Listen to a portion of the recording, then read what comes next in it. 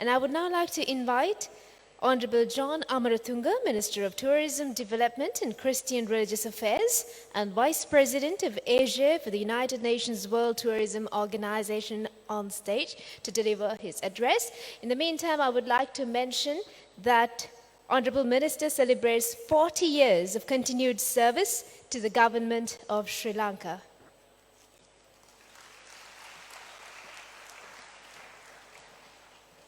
Good morning.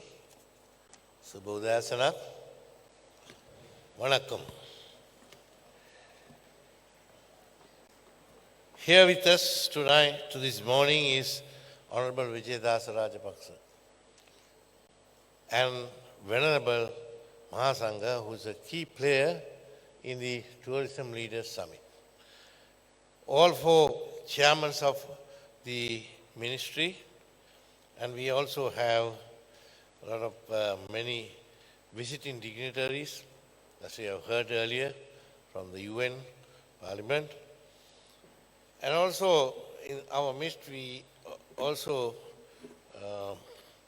like to mention that there are many academics who have come from foreign lands, and the officials, both of the ministry and of the university, students, ladies and gentlemen.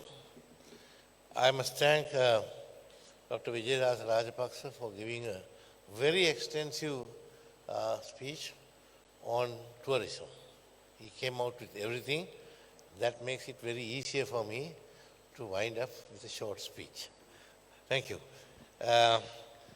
Really, today, President Sirisena was to be the chief guest. But unfortunately, he had accepted another invitation to go to Manna. And just now he is in Manna. And most probably, he would be here at 5 o'clock for the concluding ceremony that is to take place on this summit. That it may be, I would have loved if he was here, because 2025 policy document of the government will be to indicate the leading foreign exchange earner to this country by tourism.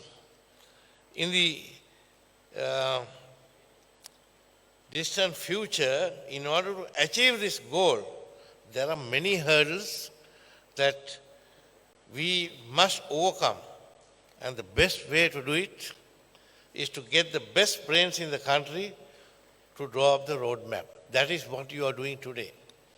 For the last 4 years, the university has come up with wonderful proposals, presentations as to how we could move forward in the field of tourism. I would like to congratulate the Alumni Association of the Tourism, Economics and Hospitality Management and the students of the Tourism Study Program of the Department of Economics, University of Colombo, for organizing this event, as I mentioned earlier, once again for the 4th time as part of the UNWTO World Tourism Day celebrating in Sri Lanka. It's most valuable. Now I would like to briefly mention, as what Dr. Vijayadasa Rajapaksa mentioned, that this consortium summit on research symposium will provide constructive dialogue on the required policy and controls to ensure sustainable tourism development in Sri Lanka, which will prepare the industry for the anticipated growth that I mentioned a few minutes ago.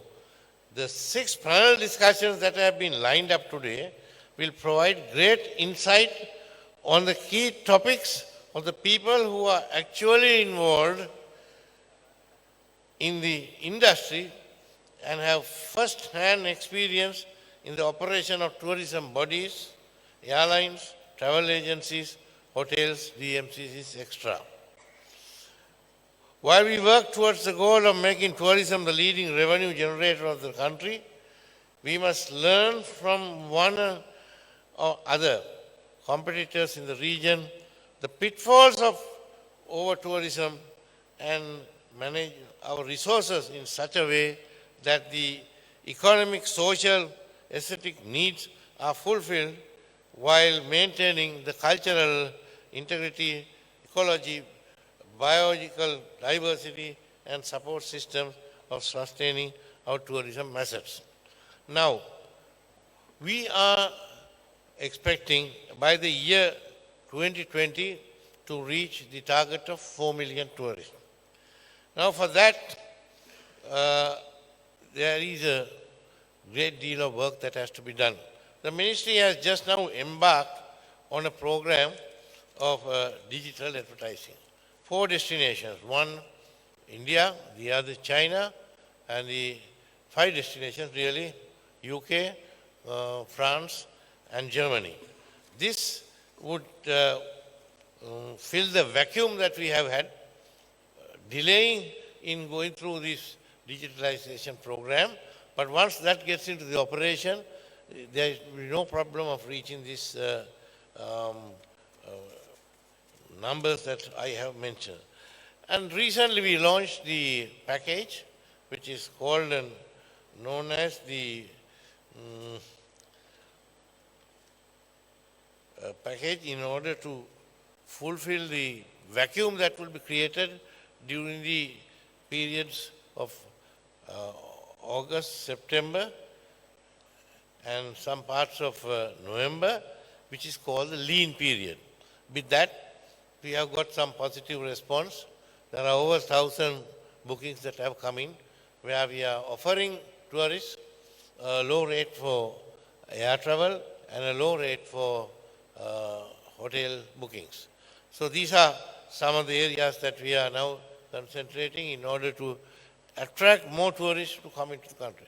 I would also like to mention that the digital program and the other advertising, global advertising program, launching of the branding of Sri Lanka, are some of the areas that we are now concentrating in the next couple of months. As you all know, I realize most of the Asian countries are now dependent on tourism for their economic sustainability. They are going all out, particularly in Southeast Asia. The governments have realized one area that they could develop in order to increase their foreign exchange income is to depend on tourism. If you look at some countries like Cambodia and some other countries in that region, they are doing their very best. Compared to what they are spending on advertising, ours is negligible.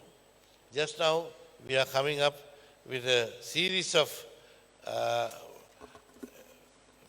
advertising programs which will increase our spending, and by that, we would be able to get a large number of tourists to come into country. Now in Cambodia, one example I am citing, there is nothing to see. However, they have got 5 million tourists last year. But in Sri Lanka, as how Dr. Rajapaksa mentioned, there are so many attractions. Diversity is plus. So therefore, we can easily reach our targets in the coming years. I would also like to mention, we are opening up all the domestic airports. Palali is one that has been earmarked. Development is going to take place, and local companies have come forward with their airlines to fly to Palali, to Anuradhapura, then down south, and even to Trincomalee. This should enable all tourists who arrive in our country to reach their destinations within 1 or 2 hours or even a shorter period. So this is another development. Once Palali is opened up, I think some of the Indian airlines also may touch down, not the larger aircrafts, but bringing in about 100, 125, which should be an additional impetus in order to develop tourism. Similarly, the railway is also to be developed. By that, connectivity is going to be on the increase. It is unfortunate that our national carrier has suspended flights from Europe, having only the UK. But before the end of the year, the Cabinet is determined to have a joint venture with one of the leading airline companies in the world in order to get back to the European destinations and to increase the fleet, without which we may not be able to move forward in tourism. There are a number of people from China who want to come, but they can't get a seat. It's so much difficult because the number of people. According to the United Nations, billions are crossing borders, going from one country to another. This is the situation. Therefore, for Sri Lanka, tourism is going to be very, very important to have large numbers, particularly at a time when we are facing a financial crisis. If you see, the dollar today is ranging around 171.45. If more tourists come, we can meet that situation and bring back the value of the dollar reaching about for our people. So therefore, this summit, to conclude, I congratulate Mr. Suranga and his team for coming forward and coming up with valuable suggestions. And I am also told that the religious university wants to hold the annual convention in Sri Lanka to be held next year. I must say I warmly welcome that initiative. We will give our fullest support and cooperation because the numbers given said to be about 10,000 delegates. And next year we are also having the CITES conference, which is also going to be comprised of 5,000 international heads of state, delegates with the composition of a large number of heads of state. So number of new conferences, the MICE tourism conventions are coming in. We can expect that by these events, Sri Lanka will get more popular and be able to go forward, make tourism the number one foreign exchange earner. Once again, I'm thankful for having invited me and also for the inputs that are going to come in from the panel discussion, which will be very useful for me and for my staff to study and implement in order to obtain our targets. Thank you very much.